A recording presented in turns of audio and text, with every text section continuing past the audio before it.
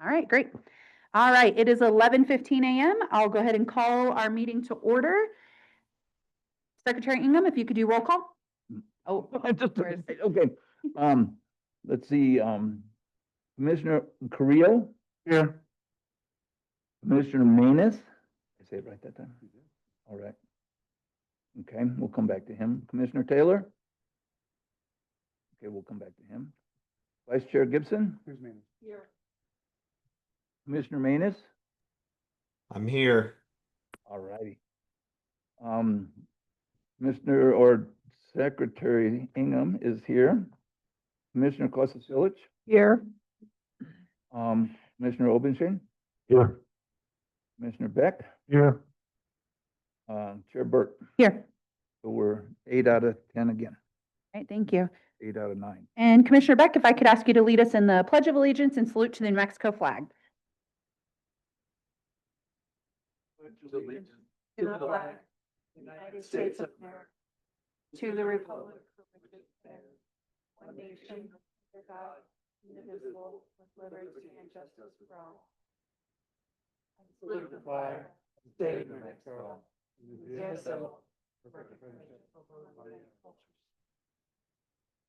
Thank you. All right, item 2 is approval of the agenda. Is there any? Commissioner Taylor's here. Okay, great. Yeah, we got him in the roll. Okay, any items to change on the agenda? All right, seeing none, I'll ask for approval of the move to approve the agenda. Second. Thank you. There's a motion and a second by Vice Chair Gibson. Any discussion? Seeing none, if you could call roll, please. Commissioner Obenshain. Yes. Commissioner Beck. Yes. Chair Burt. Yes. Commissioner Carrillo. Yes.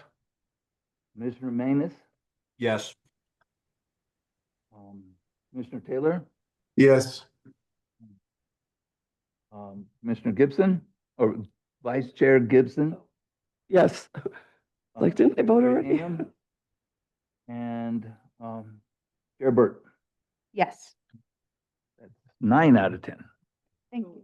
Did I didn't ask Commissioner Kosasiewicz. Here. Sorry, it's yes or no.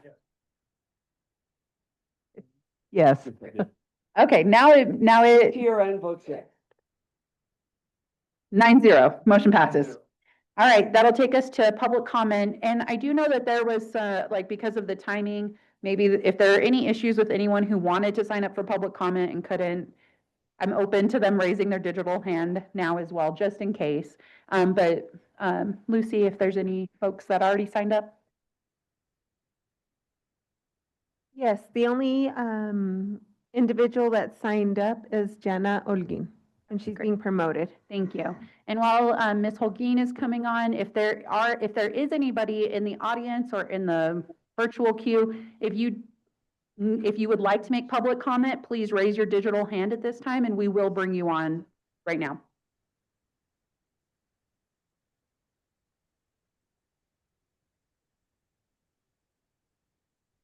Ms. Holguin, you can begin.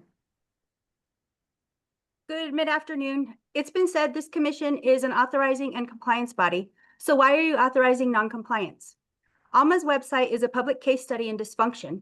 Staff no longer employed are still listed. It links to a gala held months ago. The OMA resolution passed in June isn't posted, and both the calendar and student handbook are outdated. The GC meeting schedule was outdated until last month and required permission to access it until 3 weeks ago. The school's most basic tool for transparency and communication is unreliable, outdated, and misleading. Families can't rely on it for basic information, and prospective families are misled. Transparency that misleads is not transparency. The webcasting statute continues to be violated, as it has been since last year. You know this, it's been repeatedly brought to your attention, so why are you allowing it to continue? Employment and student safety are also at risk. Alma hired an artist in residence at the start of the year, yet the contract wasn't approved until last month, after the individual had already been working with students. Were the background checks completed? What about other new staff? If this wouldn't be tolerated in a district school, why is it allowed in a charter? Student safety is not negotiable. Why is it treated like it is? Academically, Alma advertises 7 content areas, but not all are offered. False promises are not education. When what is promised on paper does not exist in practice, that is not innovation, it is deception. Let's call this what it is, systemic noncompliance. Commissioners, it's your role. Your role is clear. Monitor and enforce compliance. Alma has been out of compliance for years. Why is this tolerated? What will it take for you to act? And if you won't enforce compliance, who will? The law is not optional. Oversight is not optional. Accountability is not optional. Every time you look the other way, you send a message that the rules don't matter. The PEC's inaction is unacceptable. New Mexico families, students, and taxpayers deserve better. If not now, when? If not you, who? Thank you.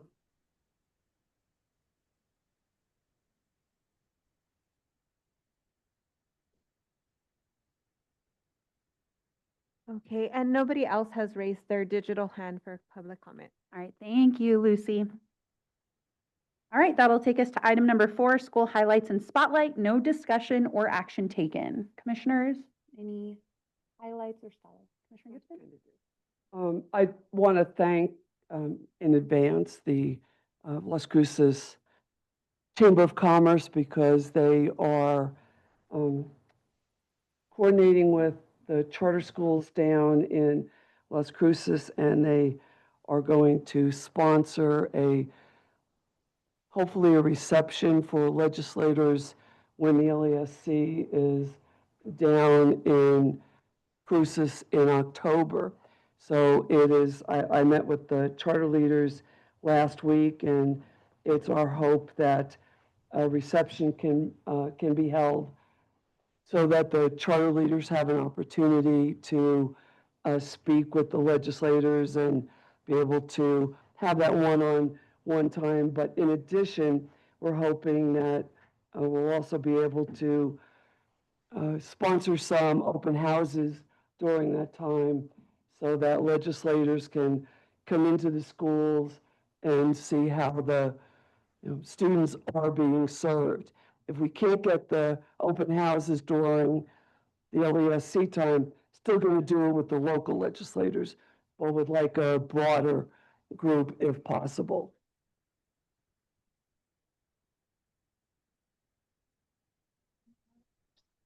Seeing none, thank you. That'll take us to item 5, the consent agenda, and I will move to approve the consent agenda. Okay. Thank you. There's a motion and a second by Commissioner Obenshain. All right, and roll. Commissioner Klasicevich, Yes. Commissioner Obenshain, Yes. Commissioner Beck, Yes. Chair Burt, Yes. Secretary Ingham says yes. Vice Chair Gibson, Yes. Commissioner Taylor, Yes. Commissioner Manus, Yes. Commissioner Carrillo. Yes. 9 for 9. For 10. I don't know if you called me. I did. Okay. Chair Burt, Yes. if I did not. Put an X there, so okay, Perfect. I gotta be careful about that. That's okay. The motion passes. All right, that'll take us to item 7, introduction of the new head administrator. Eric Tiger? Oh, yeah, great.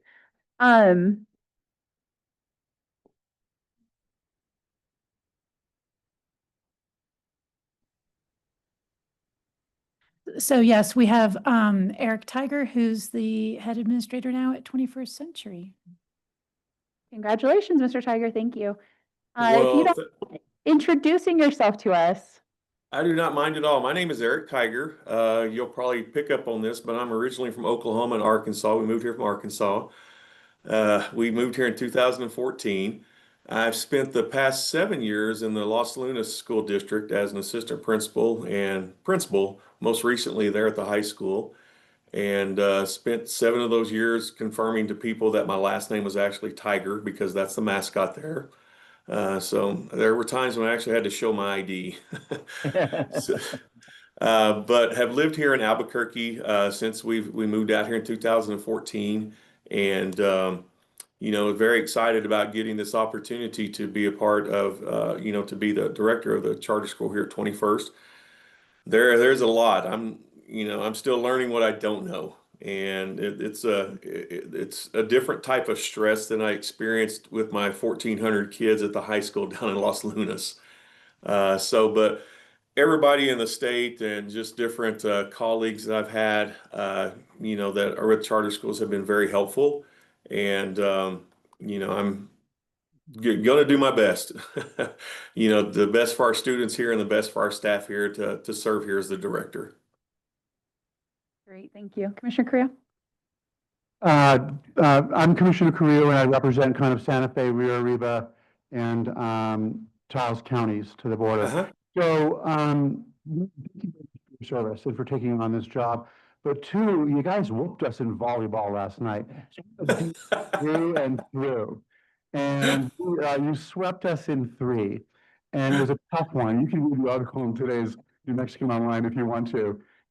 Just telling us what we need to do to get things right. But anyway, it was an exciting game, and I know you're a Tiger through and through, not just because it's your last name, right? Yeah. What Yes, is the sir. mascot for your school, your new school? Do what now, sir? What is the mascot for your new school?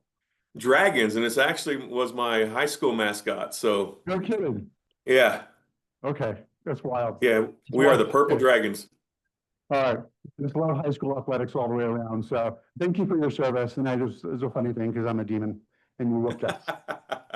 Thank you, sir. Commissioner Obenchain, then Commissioner Ingham. Thank you. Mr. Tiger, I appreciate your service as well.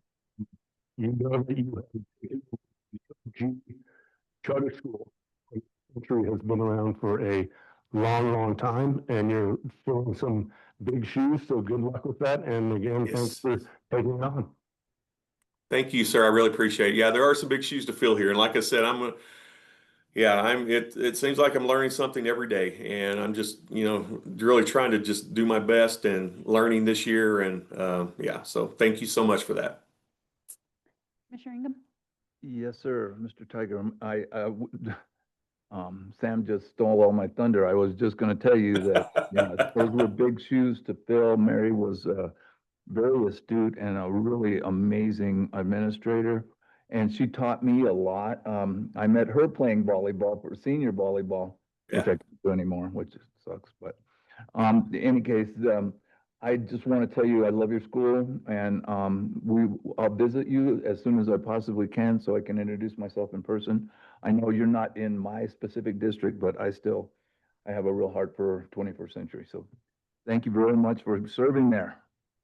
Thank you. I appreciate it. And I still contact to Mary on occasion, just to pick her brain on things. So she's been very helpful. But thank you. I look forward to meeting you in person. Yeah, congratulations. I'm Tim Beck. I'm in the Northeast Heights, District 2. I live close to Wyoming Academy. I actually coached Mary's daughter. State championship in 2004. So I'm real familiar with Mary and her daughter. You have a vacancy in your direct district. Commissioner Brower resigned, and he was directly involved. So I only have 4. So if you need anything, please get a hold of me. I'm right there. I'm 10 minutes from you. I sometimes do some shooting practice right down the street from where you are. So if you need anything from me to communicate or anything like that, feel free to give me a buzz. Thank you. I appreciate it, sir. But All right, thank you, Mr. Tiger. Congratulations again on your role. And let us know when you guys have fun stuff and you want commissioners to attend. Sounds great. Thank you so much. All right, thank you. All right, that'll take us to item 8, which is discussion and possible action on the South Valley Preparatory School Performance Framework Amendment Request. And I know that'll be Ms. Valenzuela. Thank you. If you could go ahead and start us off. And I imagine she is Miss online, so do you pulling- want her? Yeah, let's go ahead and pull her over too, but you could go ahead and start the introduction. Perfect. Good morning, commissioners and chair. I'm here to present to you the South Valley Preparatory School Performance Framework Amendment Analysis that they request that they submitted. As you guys know, Ms. Avalos became the head administrator of South Valley Prep over in July, and with her and working with a mentor, she realized, and reviewing the performance framework that the school just started on, she realized that the option one was not the ideal option for the school. So this is why this amendment request has been submitted. And so they're requesting to change from option one, the state accountability system, to option two, which is the state accountability system and supplemental proficiency and growth data. As you guys can see in the analysis that is in the meeting materials folder, is option two of the 2024 PEC performance framework was designed specifically for schools which do not have high enough proficiencies to earn spotlight status, but which have high growth that is not reflected in the overall state accountability score because students are growing from a very low beginning point to a point that still falls short of proficiency. As you know, the previous head administrator of South Valley Prep recommended indicator 1A option 1 to the governing board, who negotiated a contract containing that option. At the recommendation of the current head administrator, supported by her mentor who works with Public Charter Schools of New Mexico, the board has reconsidered and now wishes to amend the contract to include option 2. And they will be using NWEA MAP interim assessment data. The CSD finds that this is a reasonable request, as South Valley Prep is precisely the type of school that PEC had in mind when you guys created option 2 of this new performance framework. South Valley Prep's math proficiency has been below both district of location and the state, and reading proficiency was below both until 23-24 school year, when the school surpassed both the district and the state by 3 percentage points. And as you know, the CSD is recommending the approval of this amendment. Thank you. And now I'll go ahead and go to the school. Ms. Avalos, if you want to introduce yourself, and if you have anything that you'd like to add at this time, you're more than welcome to before commissioners' questions come. Good morning, everyone.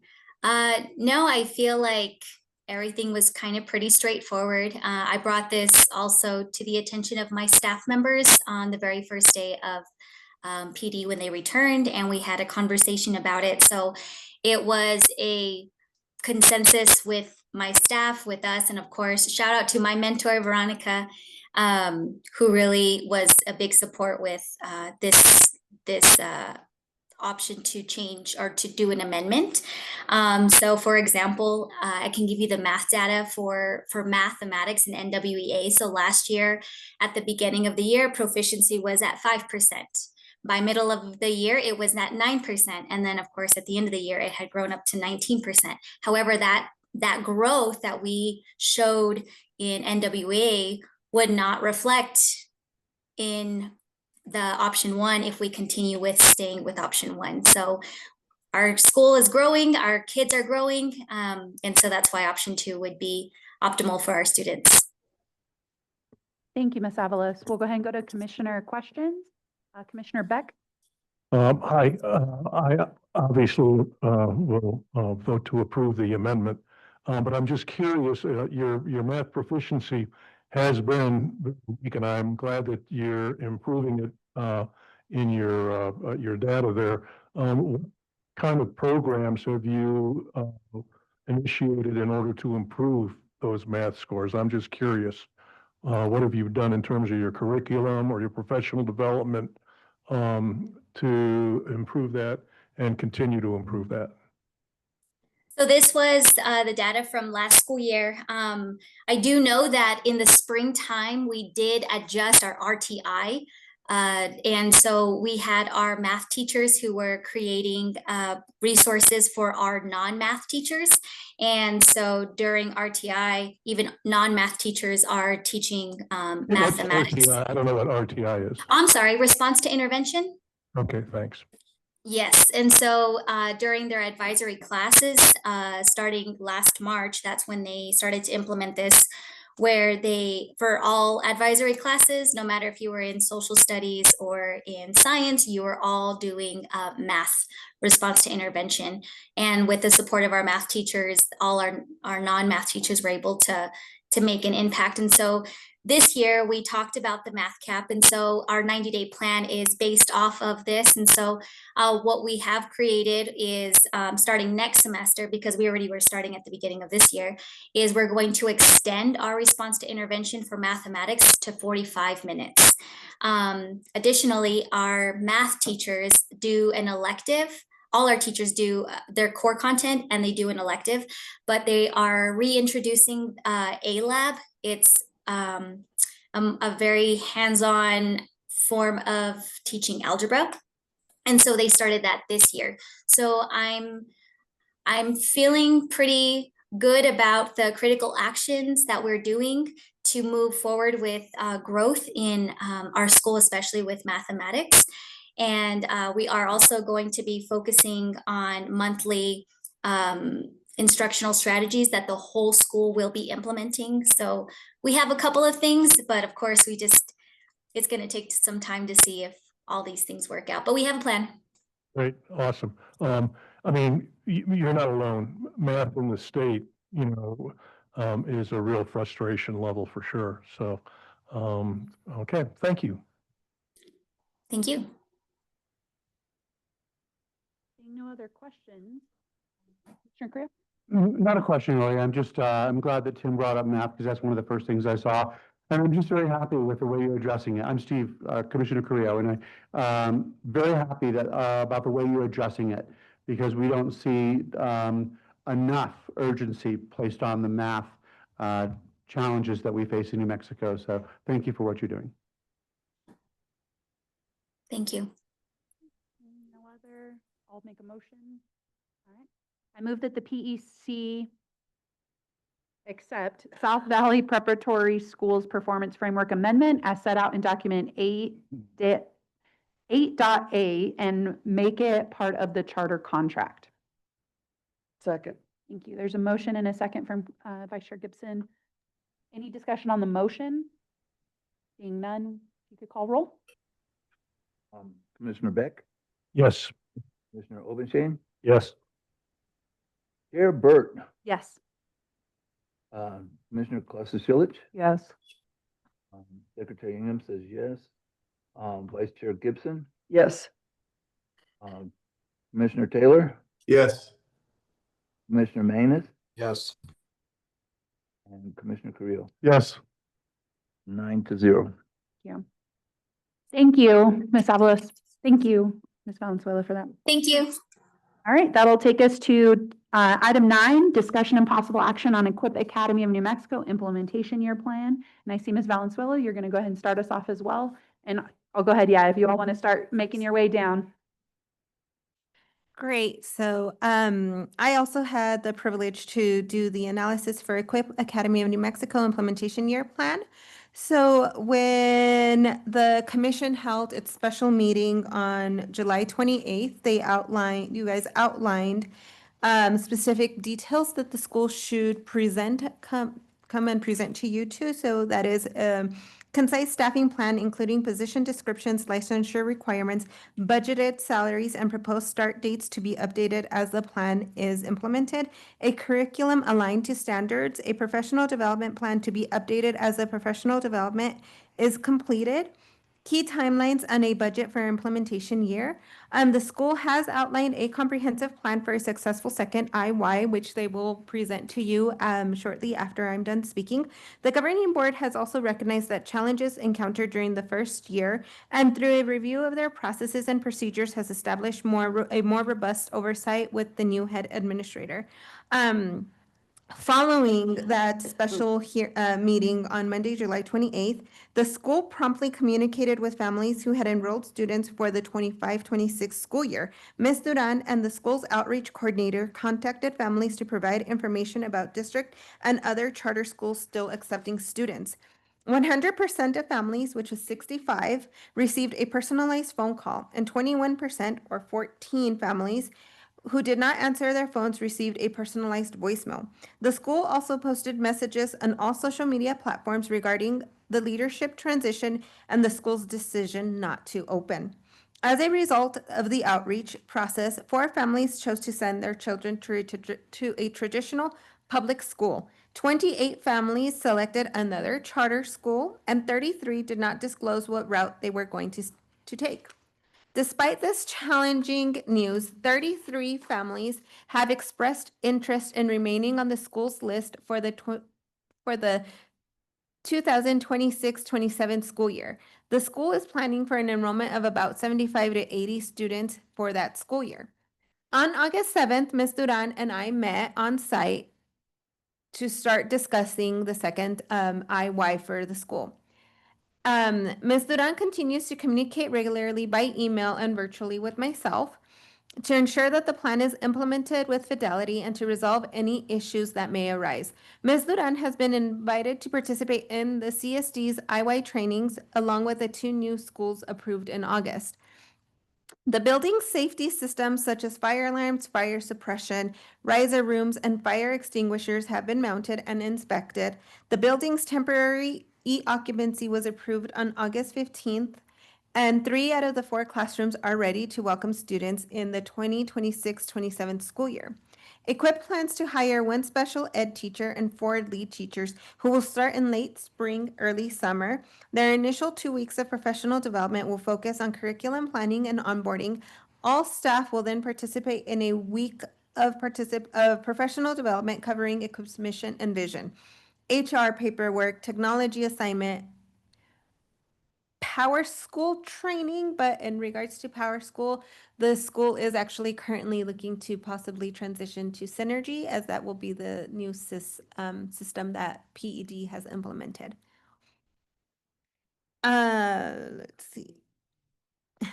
By the 3rd day of this training week, this school will begin the building classroom culture section of their PD.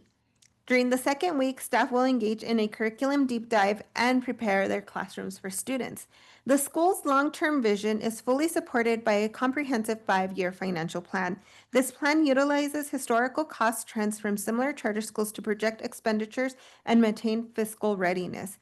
To ensure transparency and facilitate timely decisions, the Finance Committee meets monthly to assess the school's current financial standing. Furthermore, professional training sessions are being arranged to enhance the Finance Committee's expertise in charter school finance, thereby strengthening governance and accountability. For curriculum, the school plans to be vertically aligned to New Mexico state standards and will also be aligned across all grades K through 5. They will have a culturally responsive curriculum along with rigorous inquiry-based instruction. They will also use the Success for All literacy program, focusing on structured literacy and comprehension. Teachers will incorporate real-world learning into the classroom. CSD approves the plan, and we will continue to work closely with Ms. Duran and her team to verify that the milestones in the plan are met and the school is on track to open in 2026-27. Thank you, Ms. Valenzuela. You all want to go ahead and come up, and your time is yours. And then we'll do commissioner questions after their presentation.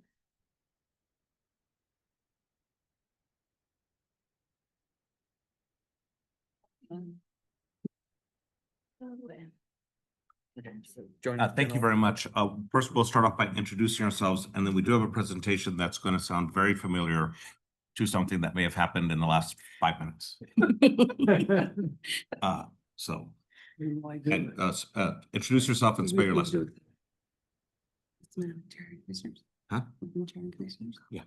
Hi, good afternoon, morning, Madam Chair and Commissioners.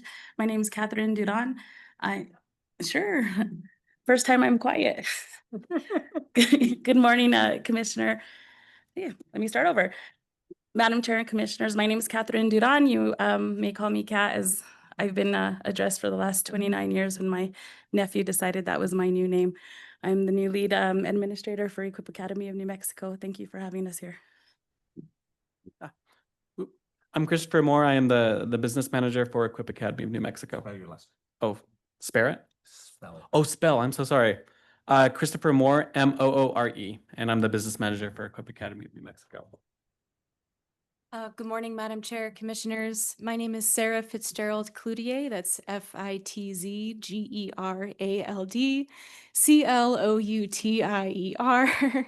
Thank you for your patience. I'm our Vice Chair at Equip Academy, and I'm very pleased to talk with you today. We also have our chair online too. I just want to flag that for everyone.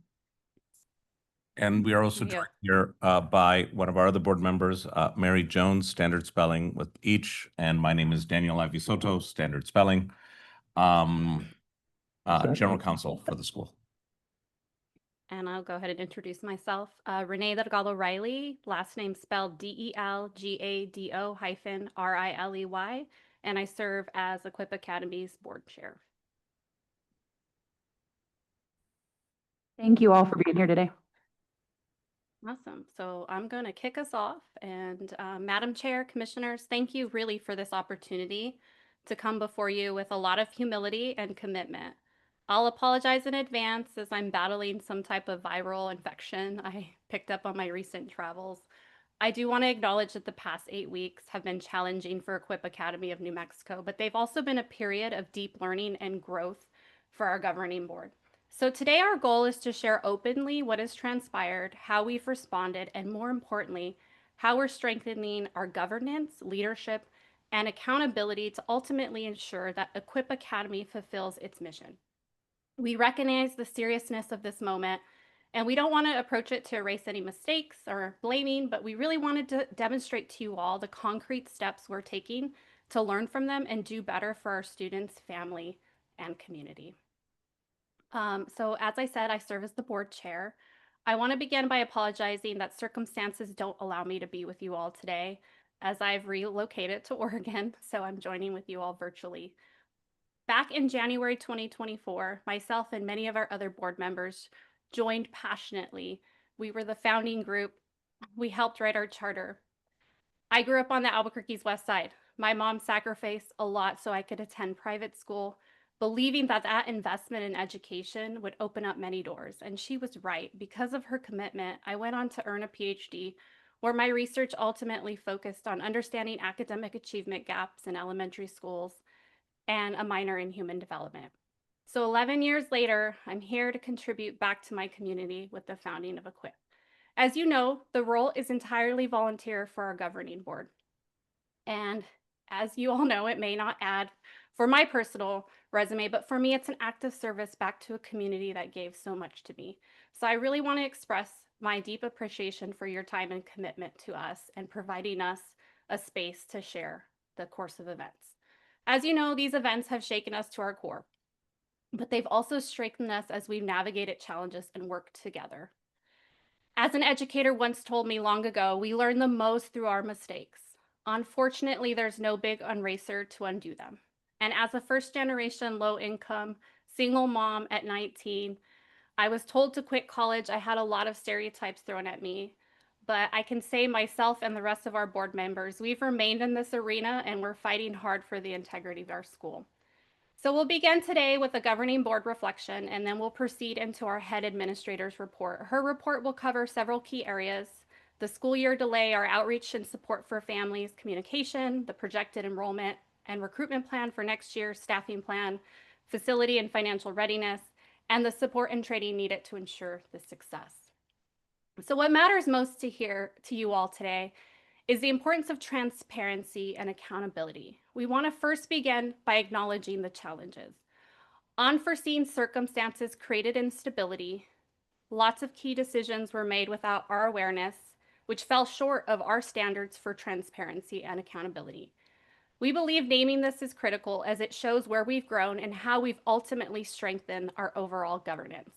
The board responded quickly. We stabilized leadership by hiring a highly qualified level 3 administrator. We acted decisively to protect Equip Academy's mission with integrity, and these steps ultimately laid the foundation for our improved governance practices. Sarah, our vice chair, is there in person. So with this slide, is there anything you'd like to add, Sarah, before we proceed to the next slide? I think we're good. Thank you. Thanks. So we've reflected as a board and we've took deliberate steps to strengthen. Now reporting is not just happening, it's mandatory and it's verifiable. We've revised our evaluation framework for our head of school.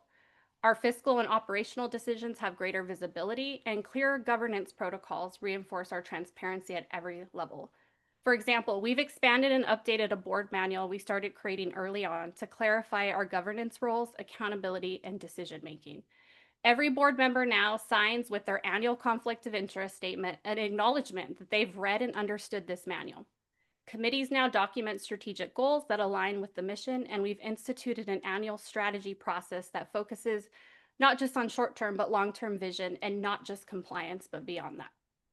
We also went beyond minimum training requirements, completing additional sessions through PCS&M and Excellent Schools New Mexico.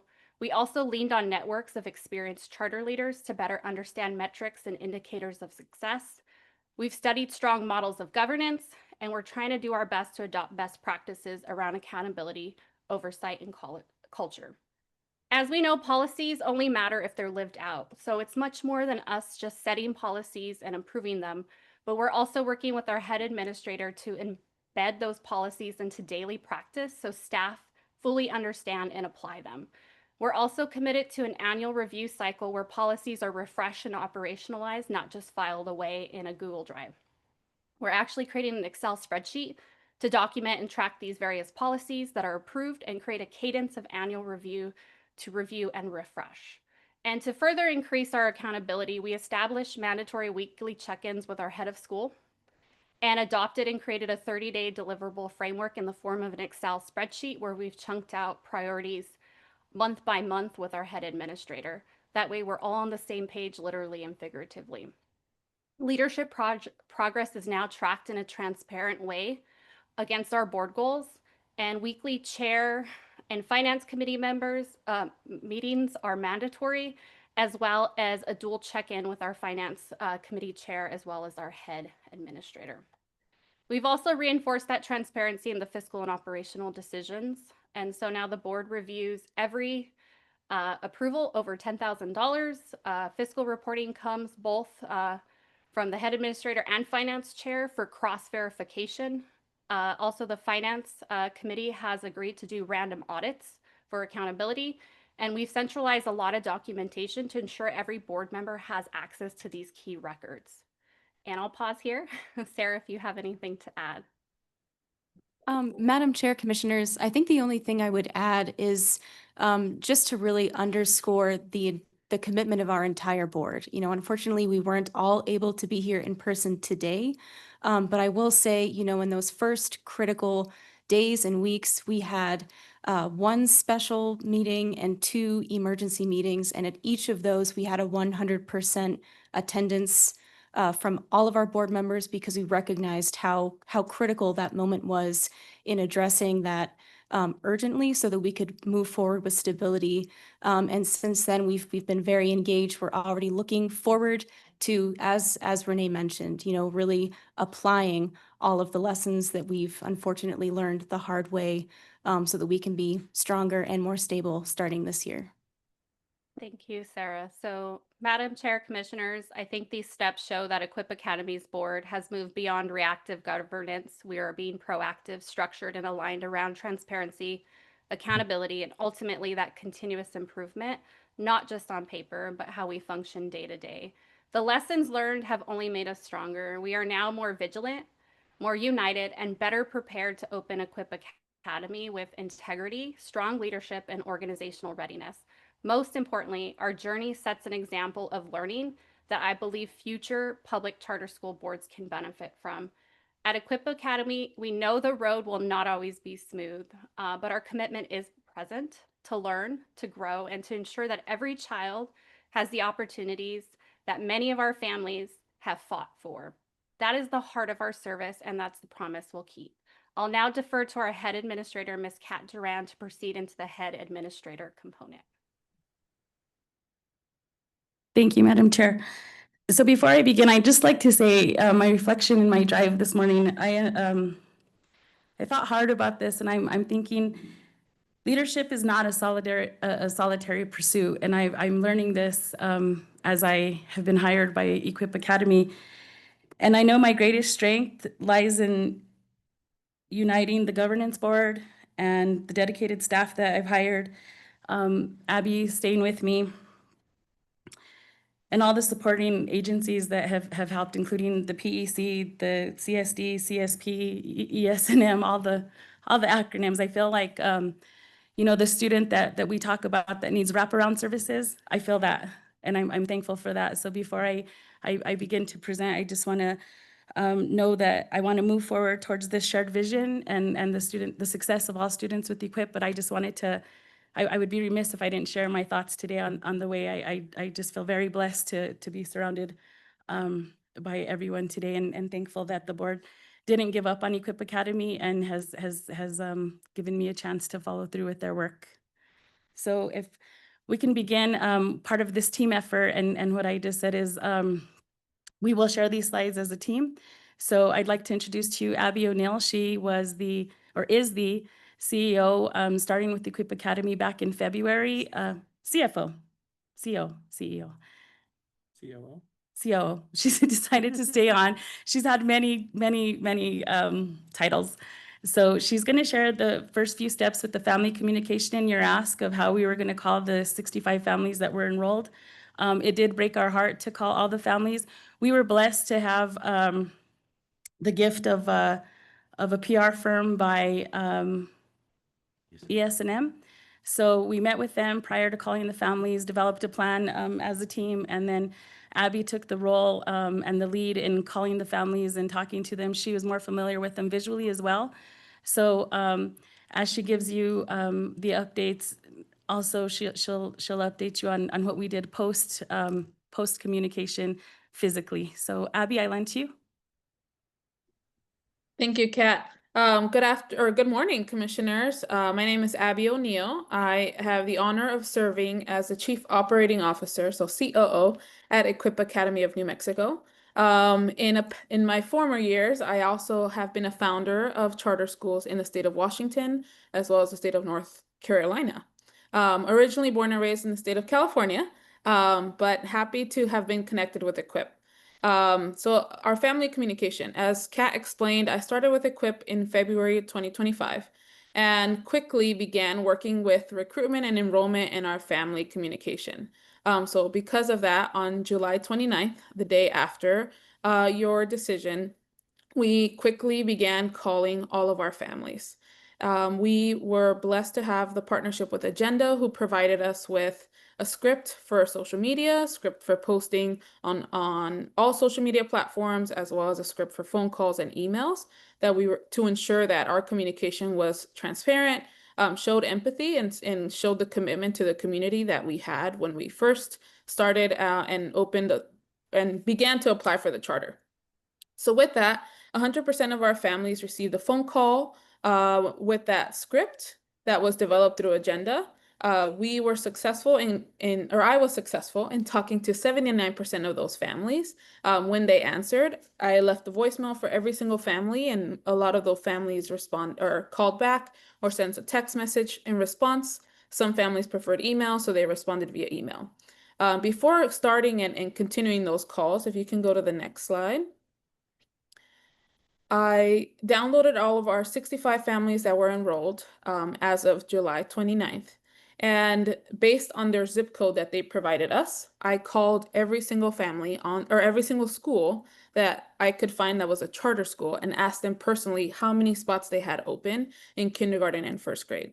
So you can see here on this tracker that I was able to find many different seats at many different charter schools.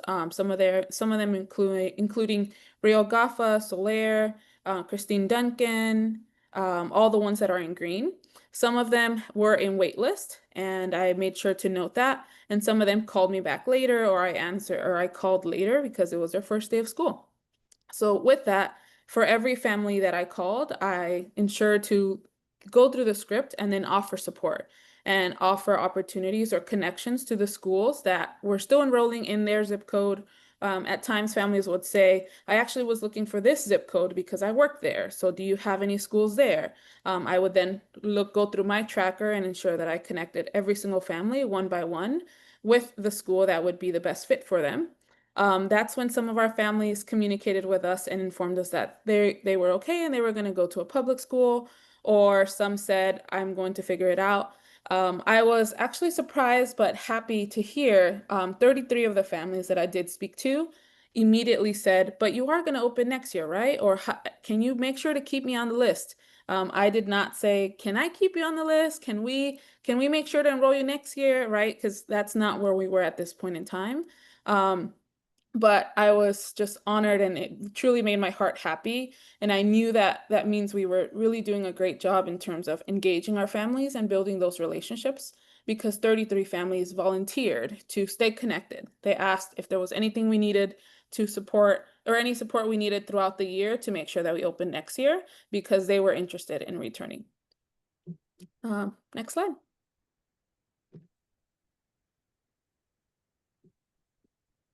So with that, the plans that were shared were 4 families shared that they were going to go to their local public school. 28 families said they were going to choose or selected one of the charter schools that I sent them. And 33 families did not share exactly what they were going to do at that moment in time. And we continued to have conversations via email, text, and phone calls until we knew that they were sure of their plans for the academic school year. Next slide. And Kat, do you want to do this one, or? We can tag team. So at Current, we met with another gift. I feel like it's Christmas. CSP has gifted us another support from Blue Mall Group, and we met with them on Monday to start developing a plan for the projected enrollment. And you can go ahead, Abby. Yeah, so at this time for next school year, we are projecting to have 75 to 80 students. Our class configuration is 2 kindergarten classes and 2 first grade classes with 20 students per class. As of early August, actually, we had 3 intent to enroll submissions for students that were going to be 5 by next fall. So it was really exciting to see that families are interested. We have not begun any enrollment at this time, but our website is still available and accessible, and families and people are interested. So with that, at this time, we believe we have a strong interest in 33 families to return for the next school year. And that's conversations that we're having with our board about ensuring that the students and families that express interest and would like to return have access and the opportunity to. And for the rest of the enrollment for next school year, we plan to continue to focus on the west side of Albuquerque and the surrounding zip codes that we had been focusing on in the past, to ensure that we're serving the community that we were out building relationships with. So we will be working with a firm to have a comprehensive enrollment and marketing plan, and we want to make sure that our families and the community have access to Equip Academy. And please forgive me, it's PCS, and my mind's just on the money. So, okay. So now we can go into our tier staffing plan, to which was an item of interest for you. So at Current, we'll have just myself as the school leader. So I'm all the things: superintendent, principal, director, maintenance guy. So you have me. Operations assistant, we have hired her. She's taking care of a lot of the things that may have been overlooked. She's making sure we have all our inventory, making sure all our invoices match what we say we have, so we can have a clean audit. She's doing all the things. She's cleaning up the building herself. So she has started it. She is also taking classes. So we're hoping that as she's taking classes for early childhood, this will be her leg into maybe a position later on in the education field. So it's a great opportunity for all of us to have her. We have our HR, finance, and consultant, K-12. We have Mr. Moore here with us, definitely helping with our HR policies, budget, and compliance support. As Ms. Valenzuela stated, we are working with Palms and Associates to make sure that we have all of our HR and all of the things in order for when we start, making sure our policies are updated, making sure the school plans are updated, safety, security. So making all the lists of what we need to plan for the operational year, get kids in their car safely and so forth. The special education teacher, that position I'm hoping to use is not only just IEPs, inclusion support, IDA compliance, but also our EL support and providing some specialty within our layer 2 for what was formerly our RTI, but it's now MLSS, our multi-layered system of support. So I'm hoping to use that teacher as the guru of all the things to close the achievement gap for our students. Family and community liaison, that will be Abby. And definitely, she's just been the Oz of coming to everything to clean up what we have to work on. She is bilingual, so she'll help us with all of the bilingual preferred documents, making sure that we have all the compliance pieces in place. She's, again, working with Bloomwell for the recruitment for the students. She does help with the hiring of staff as well. Again, that SIS setup, so we did have Power School, we had them in the system, we've downloaded the names, we're taking care of that. As of yesterday, we did sign up to take advantage of cohort 1 for the transition to Synergy with the state. So we'll be using, we'll do that right away. We're not gonna wait till next year to get into Synergy.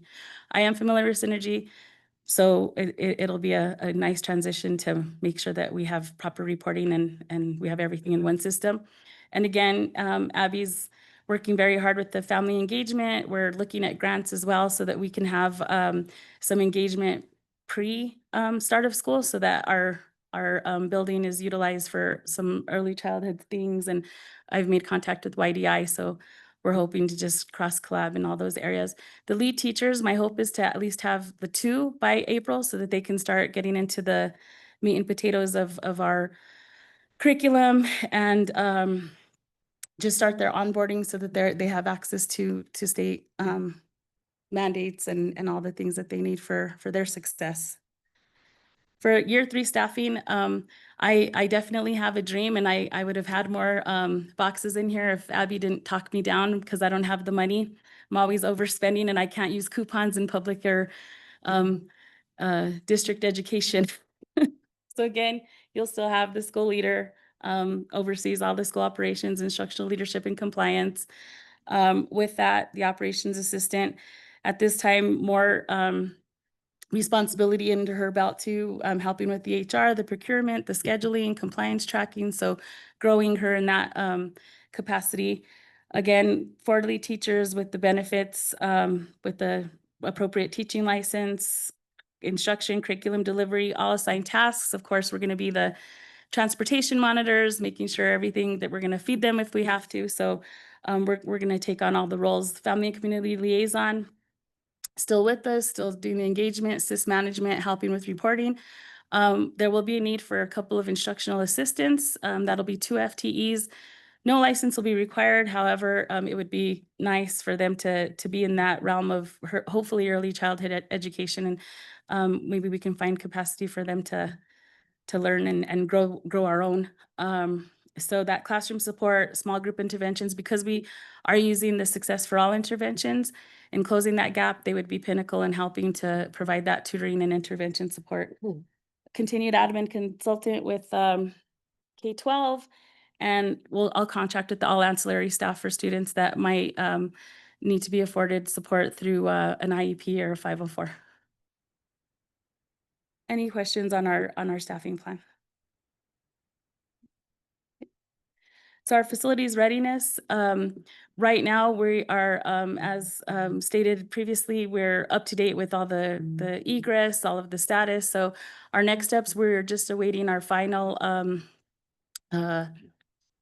well, we have to put the voice recognition for the e-occupancy. So ACT is working on that voice recognition. It's mandatory nowadays. We just can't tell a kid, hey, it's leave the building, the house is on fire, they need to hear the voice. So it's the culture.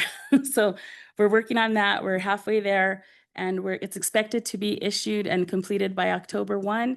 But we're just hoping for no delays with ACT to input the voice recognition. Okay. One of our commitments to student wellness and attendance as part of our pre-planning and backwards planning is we want to make sure that we provide food service to all of the students, breakfast, lunch, and a snack. When we move into some after-school care, definitely provide that snack as well. Right now, we're in the process of applying for it was a well-hidden grant that the USDA can provide to the schools that nobody's applied for. So I hit a gem yesterday in finding that. So Abby will start working on that as of 20 some minutes ago. So we're gonna look for those hidden gems to pay for that. We have started the contract process, the student wellness plans, and making sure that myself and the operations assistant will get certified to serve the food and do all the USDA mandates. We have a fourth of the appliances that we need to have ready for when they deliver the food to our school. Canteen. Through canteen. And that is covered, we'll follow all the school USDA child nutrition programs, and canteen will be our service provider.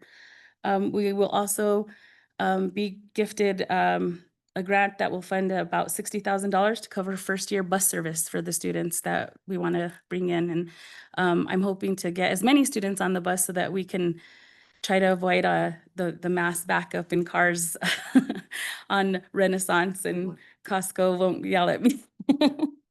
So any questions with bus transportation that'll be provided, or the nutrition program? We'll do questions afterward. Okay, thank you. Yeah. Now lend to Mr. Moore for the financial readings. Yeah, so the school has met, and we do have a comprehensive 5-year financial plan that we've worked on together. We've specifically taken that staffing model that Kat presented earlier, and we plugged those figures in and looked at historical trends from other charter schools in the Albuquerque area to have a more complete model and a more realistic expectation of where what expected expenses that we could see, when kids are at the school. The finance committee or the governing council finance committee also convenes monthly to go over the school's current financial position. We go through every single transaction, all the money that comes in, all the money that goes out. And that's a space for them to also, if they have any questions, immediately get that answered, and then turn around and present it to the full governing council once a month. On top of that, we have planned professional development to the governing council and also members of staff, so Kat and Abby, specifically to go over school finances, exactly what goes into school finances, how schools are funded, procurement rules, statutory requirements.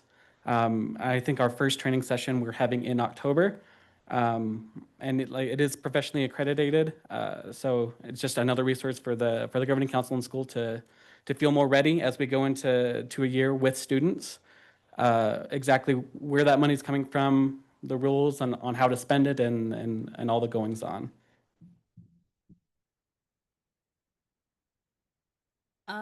We're asked for our timeline. So as we're starting again, as mentioned, we met with Bloomwell Group. So we'll September 1 start with our enrollment and intent to enroll forms, and plan will be in development. So you'll see our enrollment and lottery dates, our staffing. Again, hopefully we get our first teacher hire and 3 more by July, so that we can start our professional development and launch that prep.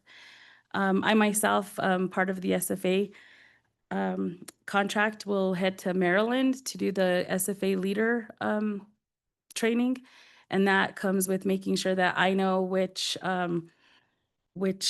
criteria belongs to which students, and that'll also include myself doing the testing and making sure that students, it's like every 8 weeks, making sure that students are progressing. So I will be in the trenches with the teachers, making sure that we're using that curriculum with authenticity, and we're following what's expected of us, and making sure the students are reaching their academic goals. The school launch, we have a projected August 7th date of 2026, and that'll be the first day for both kindergarten and first grade students. Academic milestones, we'll definitely do capstone review the end of the first trimester, second and third. Part of that is I have a deep hope in making sure that our students meet the mission that my predecessor set forth and for students to reach their capstone goals. and then teacher closeout by May 28th, 2027. Program implementation, definitely, as mentioned, is I want to make sure that we have that vertically aligned K through 5. One of the things that I have been researching, and I'm very excited to look into it, is AVID, and that'll, if you're not familiar with AVID, that helps with college and career readiness, and we can do that at the start of K through 5. So I'm really excited about that because that'll also help us to help the students develop the capstone, so they'll understand more of what's needed for that. To complement the Success for All curriculum, I'm in search of a guided inquiry-based curriculum.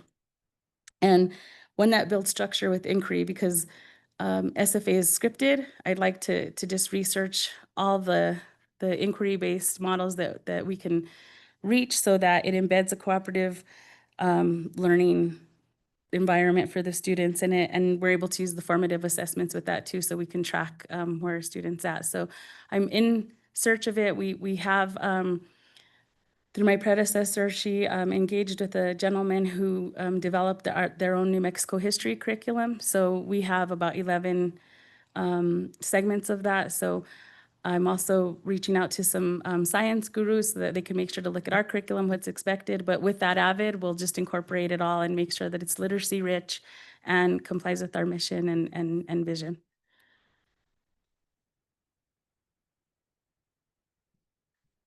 One of the, again, as I stated in giving thanks to the support, as mentioned, I am part of the new Charter Leader Cohort Program for PCS&M. They've provided resources and wraparound support for the first years. I have been gifted a one-to-one mentor, so we definitely meet once a week, and we have goals and plans and areas of growth for my own self-assessment. She is a former director, and she's still in the school, so it's great to have that type of support, and I can text her or ask her, and she's just right on with lending that support, and just not only education wise, but she makes sure that my condition is aligned so that I can move forward with everything I have to execute. And they also have provided governance board mentorship and a one-to-one for our Madam Chair. Professional networks, I will begin the Educational Leader Network with Excellent Schools New Mexico, and that collaboration and peer learning with statewide leaders. I am plan to visit some charter schools in Arizona next month, so get an idea of what they have to offer, and stay strong in that leadership and that network. And we do have collaborative calls, CSD.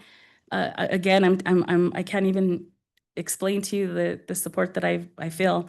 Charter Schools Division, I'm part of that implementation year training sessions. It's been great. I reflect, and I told them I wish I had their problems, but I know that we'll get over this hump. The peer mentorship has been amazing. Just in meeting a lot of these individuals that are running other schools, they've been checking on each other, sending motivational stuff, asking, cross collabing, asking for some policies, and making sure that we're all on the same page, and nobody's definitely stressing over anything that has to come up. I will tell you that the guidance from CSD that I've had, especially with getting all of our stuff into Epicenter and with the help of Madam Chair Delgado Riley, it's been a godsend because I'm a very visual person. So to see that I can complete a task has been very, very effective for me. And it takes a lot load off of my back that something's done and it's done correctly, and my board supports this.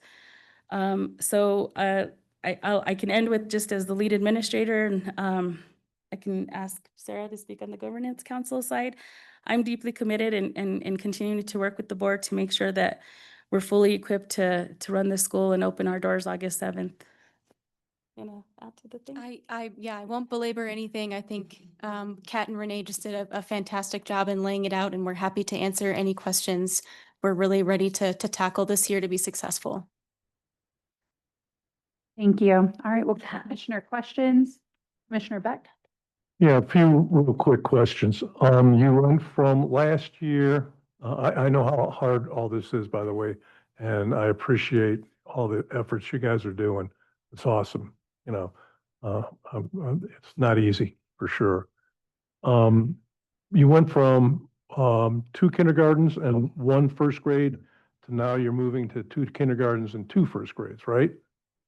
Okay, is the rationale behind that is because of the 33 families that were kindergartners that now were they all kindergartners that are now interested in going to first grade? Is that why you did that? We had eight students that were first grade. How we also rationalized it is that kindergarten, by state mandate is 20 kids. I know we do have the waiver, but if I'm going to afford the students with an authentic education and build their literacy, I'd like to see 20 students in the class and not exhaust my kindergarten teachers. So hence the ask for 2 kindergarten and 2 first grade. So we'll have those 33 families coming home, and we'll have the 2 first grade classrooms. And then in working with the new set of students, we'll be able to start with that. Just be aware that probably you're not going to get all 33 because they're going to get into wherever they are now and have friends and community and family and all that stuff. So that probably will change. I'll recruit their friends, Commissioner Beck. I love it. Love that. Besides Dr. Delgado Riley, are the other board members, governance members, all in Albuquerque and all there? They're all there? Madam Chair, Commissioner, yes, everybody else is in New Mexico, and I will also note that we do have staggered terms for our governance board members, and actually, Dr. Delgado Riley's term is ending, and she has chosen, because she's not in New Mexico Right. anymore, she's chosen to cycle off the board. And is that what you I'm sorry, I didn't hear that. you're in Oregon? Yes, Oregon, Eugene, Nice. Oregon. She's a professor at the University of Oregon. Beautiful. Okay, great. Oh, University of Oregon? Yes. Oh, I'm a Buckeye fan. Go Ducks, go Ducks. No Go Ducks. ducks for me. But concerned because I go to Costco twice a week. I'm concerned about your security there real quick. Where do you go for recess? Yeah, so actually, so where we are, since you're familiar with the area. Oh, yeah. Right, and so do you know where our building is? Yeah. Okay. Right where. So the great thing is, first of all. See her car every day, so. Yeah, so you know she's there working. I know she's working. Actually, we've been in discussion with the landlord on the back side of the building. Right. We're actually looking at repurposing the loading dock and actually leveling that off and making that into the playground area. And so Is that going to be fenced? yes, that will be fenced. Say that It again. has to be, right? Yeah. It is. It's required to be fenced. Right. B, it's a really good idea. Yeah, in this day and age. All right, that's all I had. Thanks. Commissioner Gibson? I don't have any questions. I just want to say thank you. You know, this is never where anyone wanted to be. But really appreciate the board and doing right by those kids and right for the school. And, you know, fortunately, the school didn't start because the outcome could have been way different if things, you know, so, you know, this is as comprehensive as we could have asked for. So I just want to, you know, say thanks and good luck. And not just because it continues my supply of Kringle when I come up here, but let me just say that there was a time, as Commissioner Gibson, you know, there was a time when the last thing a charter school would have wanted to do was to inform the PEC we have a problem. Yeah. And one of the fantastic things about how the PEC has evolved under both your leadership and the leadership of Commissioner Burt has been that we actually felt comfortable when the board made the very difficult decision, and it was a really difficult decision. And it was one where they realized they did not have a good decision. They had to make the best bad decision. But when they did that, it was one where we felt like we could make that phone call. And really that's where we think we are set up for success next year, as opposed to struggling through failure this year. Great, thanks. And, you know, fortunately also because for a while there was no CSP grant. Right.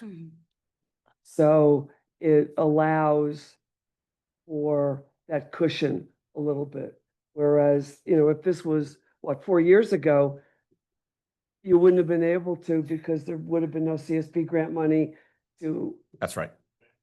sustain you through this year. So, you know, fortunately, that all aligned as well. So thank you. Commissioner Carrillo? So, Daniel, are you going to be like the attorney for schools that need to be resurrected? Because well, I'm thinking about there were 6 directions. Yeah. That was on the brink. Had the kids not had the kids not come to us. But no, it's great the work you're doing. We all have our specialty. There you go. So thank you very much for the comprehensive report. Very impressed. I have every confidence that we'll be there. Some of us will be there on August 7th to welcome parents and kids.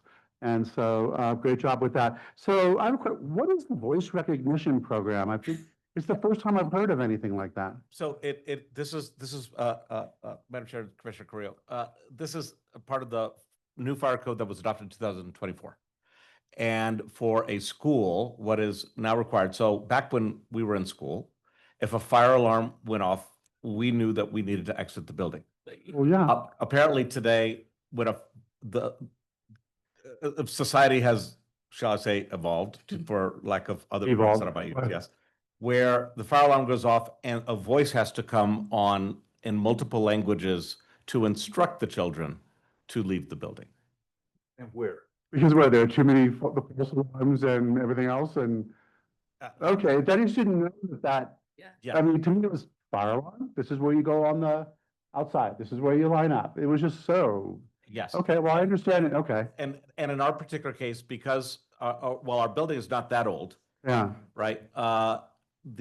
So on one hand, it's simply switching out the strobe light unit, except that the wiring that connects everything wasn't designed to carry the voice. Okay. And so we now have to actually redo all the wiring. Commissioner Ingham understands how all this works. We have to now redo all the wiring and everything else in order to be able to get that to function. I understand. Thank you. I didn't know all of that. So, I mean, to me,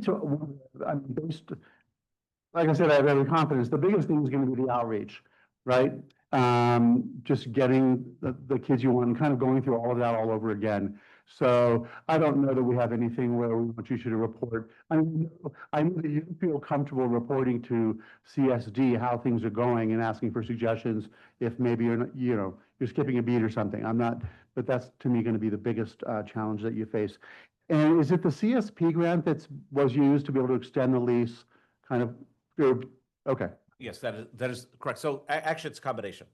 And I really do want to do a shout out. First of all, PCS&M, who administers the CSP lease, right, has been a very supportive partner in terms of helping us with that. However, under the federal guidelines, and an implementation year, in quotes, or planning year, which is synonymous pretty much, can last no more than 18 months. So because the grant started in October, which aligns with the beginning of the federal fiscal year, we will not be able to use the CSP funding as of the end of March. So we'll have a 3-month gap. Excellent Schools New Mexico has stepped in, and they have assured us that they will cover the gap for salaries and lease during those 3 months. And that really is what opened the door for us to be able to have made the difficult decision that we made, is knowing that support was going to be there. So really, without the administrative support and institutional support that we're getting from PCS&M, and the fundraising and actual dollar support that is being fundraised in New Mexico to support the school, through those last 3 months from Excellent Schools New Mexico, we would not be able to do this. That's outstanding. I knew that Excellent Schools New Mexico was supportive of the school, and Scott, and up here, I just forgot her first name, who was the first person, like, this was like a couple years ago, told me about Equip. I didn't know that they were taking that role to cover that gap, so. Well, and they were able to make the transition, which not everybody would have been able to. They were able to make the transition from supporting a founder to supporting the school, and made clear that that is where their focus is, and that's also why Ms. Duran is now enrolled in their fellowship program as she's going through this, is because they made very clear our support is for the vision of the school. Great. Yeah. Terrific. No, that's it. I'm excited for you. And if I'm able, because, schools open at the same time, sometimes I'm up here. If I'm able, I look forward to putting that on my calendar and being down there on August 7th. Please let me know and I'll have a security vest ready for you to go. Yeah.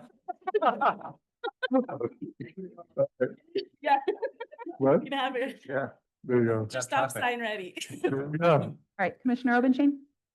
Thank you. I too want to echo my thanks for your presentation. I think it clearly shows the work that you guys have put in a short amount of time. So thanks for that.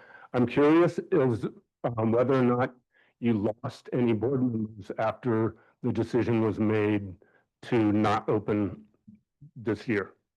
We did not. Okay. We did not. And in fact, as I think PCSNM has done, ESNM has done, as I know CSD has done, and I know PEC has done, our board has spent a lot of time looking in the mirror through this process. Right. And doing that self-evaluation. We are very fortunate to have had a board chair whose specialty is organizational development and organizational evaluation. And in fact, she's the president of a national organization that does this. And so frankly, we have really benefited from that talent and that expertise. And no member of the board has departed, and everybody has indicated a willingness and a desire to continue to be involved with the school, except for our board chair, and only because she recognizes what we need is someone on the ground. Right. Thank you for that. I think when I heard Dr. Delgado-Riley speaking of the board expectations, not just for the head administrator and the staff, but for the board members, seems really, I was going to say excessive because I've been on boards before, and just understanding it's a voluntary position and just thinking about board recruitment and sustainability over time. I think just be conscious of that, because you can burn boards out as well for the volunteer work that they do. But I appreciate your volunteering and your service for the school.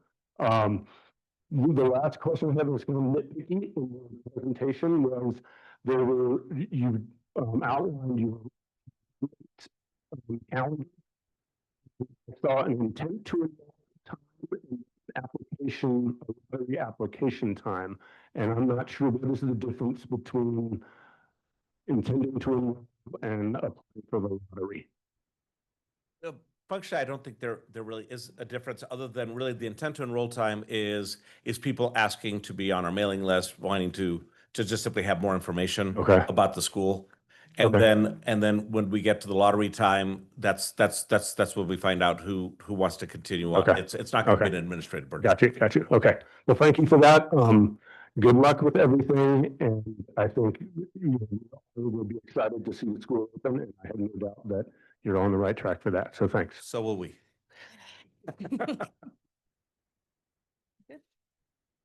All right. I only have a couple questions. First of all, thanks again. I mean, when I think about this board, I actually think that I have the confidence that this will be one of the strongest boards in the entire state. I think, once again, I wish you didn't have to learn anything the hard way. However, when I think of a board who understands their role and obligations and that their duties are separate than the head administrator, I don't know if another board truly understands that the way that this board does. And to have that set from like day one, I think it actually creates a really good baseline strength to carry the school forward for many years to come. The one, so I think some of the questions already got answered about the money part. My only other, I guess it's just more maybe a question and a suggestion. It says that the Abby is the family and community liaison in here. And I do see there's some like SIS management that may not totally be, like that's a little bit different than what I'm gonna talk about. But I'm wondering if you all have looked into becoming an official community school so you could get funding for a family liaison that would pay for that position to where it doesn't come from the rest of your funding. But if she is doing community school work, which it does seem like you may be pretty closely aligned to those standards already. And once again, I see this a lot in charter schools. I think charter schools are inherently community schools, but a lot of charter schools don't go apply for the community school funding to get it funded, but you're doing it anyway. So just over the course of this year, I mean, maybe look into that community schools model. I know they actually, the funding supports an implementation, like a planning year. It hires a person to where, once again, just to kind of expand your funding a little bit in areas where it could be traceable back to the work you're already doing. So I know they have some strict they do have requirements for exactly what that looks like and what the program requires. It just seems like when I heard you talking and what Abby's doing and then what I saw in here, it seems like you might be more aligned than not. Actually, we really appreciate that suggestion. And as it turns out, Ms. Duran was the head administrator of a community school in Peñasco. So absolutely, we will be following up on that. That's great. No, that's great. Because I just know like that then once again, like expands your funding. Like now you have that position hired by a different funding and you get to use your funding for other things. So I just wanted to throw that out there. Yeah, that's actually, that was my only, and that was only after really listening to your presentation. So I am grateful for the work that this board has done. I mean, there were other options. You could have just relinquished the charter and moved on. I mean, that definitely was an option as well. So I once again am grateful for the going through the hard part, like choosing the hard road, and staying involved in it. And once again, congratulations to you, Sarah, on your wedding, and your marriage, and many happy wishes of you. Hopefully, you'll see this out for years to come still in your new role personally as well. Any other questions? Okay, from here moving forward, are we now just having EQUIP kind of meld together with the other implementation year schools, and will we just get kind of the same reports? Are they in the same bucket now as the other two schools? I don't consider them in the same bucket. They don't have submissions. So I have gone through the implementation year checklist, said to Ms. Duran which policies and procedures that she and her board might want to review. I did suggest that she update the W-9 and put her name on the W-9. She has done that.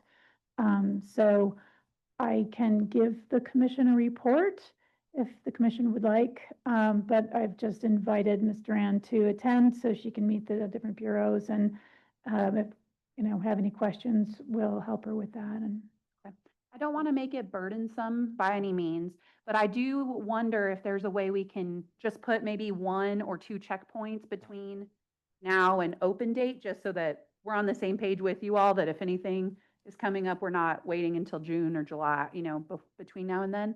I don't know if maybe like September. Or I would say like maybe. Is that inherent in the motion already, where it says it's directed to monitor the plan throughout? Yes, I'm wondering if that's what I'm like, a target date for like an update. I can certainly give you an update when I give you updates on That's what the other implementation year schools that there are no issues or no concerns. I can just add that, but there's nothing that they have to turn in. That's fine. That's what I guess that was more my question. Like, yeah, I'm happy to give the commission cycle of report to us. I'm happy to give the commission updates, including EQUIP Academy. With them independently, do your thing. And then, yeah, if we just get the You just added it. And that way it's just like, it's still the same, nothing extra. Yeah. Just like the touch point. Okay. And of course, we'll be talking to you around contract time too. Yeah. Do you have another question? No, Okay. it's a remark. Okay. I want to make a remark. There's no doubt in my mind, Senator, when you came on board that this was not going to be resolved. I was very happy because as your habit is to look at everything around, everything available, and I was glad that that came through and it really helped all of us. Thank you so much. All right, thank you. No other questions? Commissioner Creo, if you'd like to make a motion? And Jane was the person I was thinking of. Yeah. Really. Jane It Hutcherling. just popped in my brain. Okay. Well, I'm very happy to be able to do this. That the PEC accept the year two implementation plan of Equip Academy of New Mexico is set out in document 9A. CSD is directed to monitor the plan throughout the year, provide updates at the same time as CSD reports on other schools in an implementation year, and the PEC will review completion of the plan prior to considering allowing commencement of operations. Second. Thank you. There's a motion and a second. Any discussion on the motion? All right, seeing none, you could call roll, Secretary Ingham. Commissioner Creel, Yes. Commissioner Manus, Yes. Commissioner Taylor, Yes. Vice Chair Gibson, Yes. Secretary Ingham says yes. Commissioner Costas Village, Yes. Chair Burt, Yes. Commissioner Beck, Yes. Commissioner Obertson, Yes. 9-0. Thank you. Motion passes. Thank you all very much. All right, that'll take us to item 10, discussion and possible action on the 2025 calendar. And I think Bridget might be in the bathroom, so we'll go ahead and get started. So this, I know. So you all see, this is a proposal to take a look at this year's December specific meetings to see if there was a way that we could possibly do our hearings and also attend the PCS&M conference, because right now it's been overlapping. And so, correct. So this December, this is not for next year's calendar. This is the current calendar, current December. Right now, our Thursday, Friday meeting overlap with PCS&M's charter school conference. PCS&M has expressed interest in wanting us to attend the conference, and I know I've heard from commissioners who also are like trying to grapple with how do we do all this at the same exact time. So as EC, we talked about it, and this is the proposal that we're thinking might make it to where we can attend as much as possible while still fulfilling our obligations to schools and not changing their calendar significantly. So basically, we're going to ask schools, first of all, if there's any who would like to apply to do their renewal in November, to do some in November, get maybe 3 taken care of at that time. And then instead of having Wednesday, Thursday, Friday as our kind of 3 hearing days, we're proposing changing it to not doing Thursday, Friday at all, and then doing Monday, Tuesday, Wednesday as the hearings and meeting date. And then that would allow the commissioners to attend the PCS&M conference on Thursday, Friday. Okay, so, because I'm confused in looking at this because there's no color on Thursday and Friday. Okay, so their conference is the 4th and the 5th. No, their conference is the 11th and 12th. Ah. Yeah. Usually it's earlier in the, isn't it usually like the first, okay, whatever. Okay, so their conference is 11th and 12th. And what we're really changing is 9, 10. will still be our renewal. Well, it was, right, so our Oh, original okay, so proposal was that whole week. Okay. Yeah, The original proposal was the 8th through the 12th. If you look at the second part, the PEC one, that compares the old one to the new one. That'll show you the comparison. CSD created a memo. Yeah, So- CSD created that memo. So basically, what the schools have seen when they looked at our calendar, any school who was applying for renewal would have seen that their renewal hearing would be anytime between the 8th and the 12th, basically. So what we're doing is making sure they know it 100% is not going to be at the 11th and 12th now. Like they do not have to worry, that is not when the hearings would be. And that we are going to be basically pigeonholing us into doing all of our hearings between those 3 dates. Instead of just allowing that, like, right now, our calendar allows flexibility. This is kind of taking away the flexibility and cementing the dates of the hearings. Correct. And then our meeting is 11th and 12th, and then the conference is the 4th and 5th. No, the conference is What am I having- 11th and 12th. I'm having a hard time. We have the renewal hearings, the 8, 9, 10, and we will not have any meetings on the 11th or 12th. Because that's the conference. Because that's the. Does that mean we will not have a work session and meeting in December?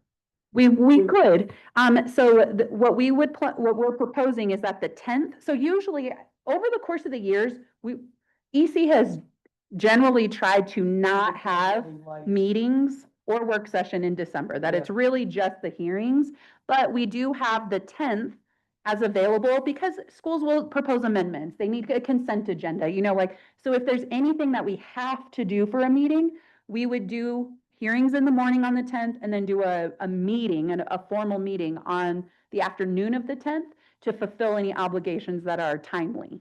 And right now, we have scheduled, if I'm correct, we have 8 schools right now renewing. Yes, and We then have 2 schools very likely. we've heard 3 are likely. So we're trying to do, once again, 3 in November ideally, and then 8 over the course of those 3 days in December. That's our Very proposal. doable. Yeah. All comes out in the wash anyway, whatever. Yeah. But this also would allow us to, we included in November a hearing date so that we can correct that as well, so that that's official on the calendar. So this is the only thing we could do to try to get the best of all worlds, to where no one's necessarily super, instead of changing the week, it's just utilizing what we already had and then scaling back.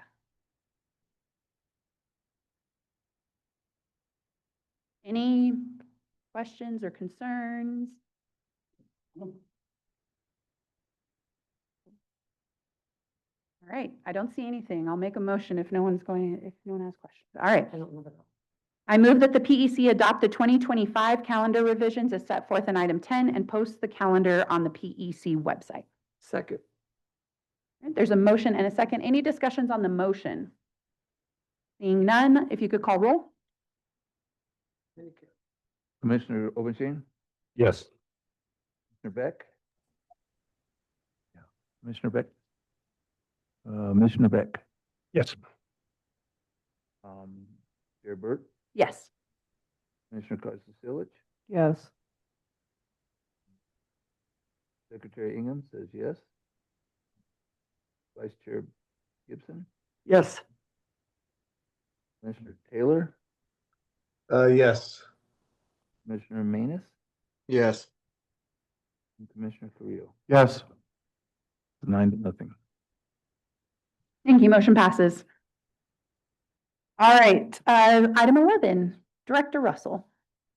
Madam Chair, Commissioners, 2 schools had governing council membership drop below 5. Sandoval Academy of Bilingual Education and Explore Academy, the one in Albuquerque. Explore has filled their vacancy.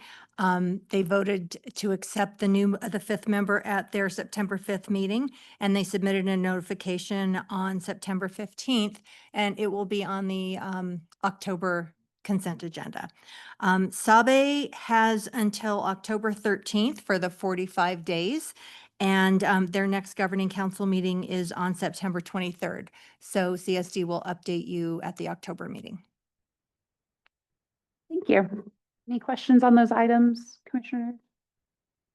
All right, thank you. Report for the chair. I actually talked to you about everything already, so I have nothing more there's no other issues that you don't know about. And PCS&M was unable to attend today, so we won't have a report from them at this time. All right, that takes us to item 13, discussion and possible action to provide input to the chair or liaisons to speak on behalf of the PEC. Anybody need that at this time? All right. PEC comment? Chair, I thought you were going to authorize No, I think on the transportation, I thought you were gonna, I don't think we're ready. I don't think we came to a, in the first year. Okay. yeah, I think that we ended up putting that in legislative subcommittee to come to go through. Okay. Item 14, PEC comments, no discussion or action taken. Any PEC comments? Commissioner Creel. It was nice that Mr. Ivy Soto said that they feel that we're a much more welcoming body and very easy to come to with any challenges they might have. That was nice. Oh, Commissioner. I'd just like to add to that, that I think CSD staff as well has been much more welcoming and compared to years past. People were afraid to say anything because they might get in trouble. So thank you for that.